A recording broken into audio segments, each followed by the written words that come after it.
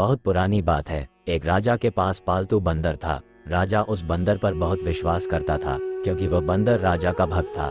बंदर राजा की पूरे मन से सेवा करता था, लेकिन बंदर बिल्कुल मूर्ख था। उसे कोई भी काम ठीक से समझ नहीं आता था। राजा जब भी विश्राम करता, बंदर उसकी सेवा के लिए हाजिर हो जाता था, उसके लिए हाथ पंखा चलाता था। एक दिन की बात है, जब राजा सो रहा था और बंदर उसके लिए पंखा झल रहा था, तभी एक मक्खी भिन भिनाते हुए राज के ऊपर आकर बैठ जाती है। बंदर उस मक्खी को पंखे से बार बार भागने की कोशिश करता है, लेकिन मक्खी उड़कर कभी राजा की छाती पर, कभी सिर पर, तो कभी जांघ पर जाकर बैठ जाती थी। मूर्ख बंदर काफी समय तक ऐसे ही मक्खी को भागने की कोशिश करता रहा, लेकिन मक्खी वहां से जाने का नाम ही नहीं ले रही थी।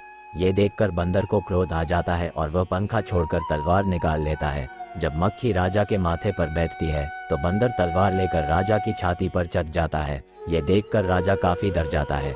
फिर मक्खी माथे से उड़ जाती है, तो बंदर उसे मारने के लिए हवा में तलवार चलता है।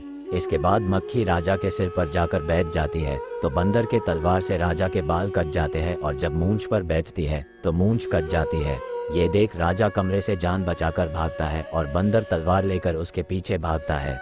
इससे पूरे महल में उथल पुथल मच जाती है। कहानी से सीख। इस कहानी से यह सीख मिलती है कि किसी मूर्ख को ऐसा काम न सौंपे जो बाद में आपके लिए ही खतरा उत्पन्न कर दे।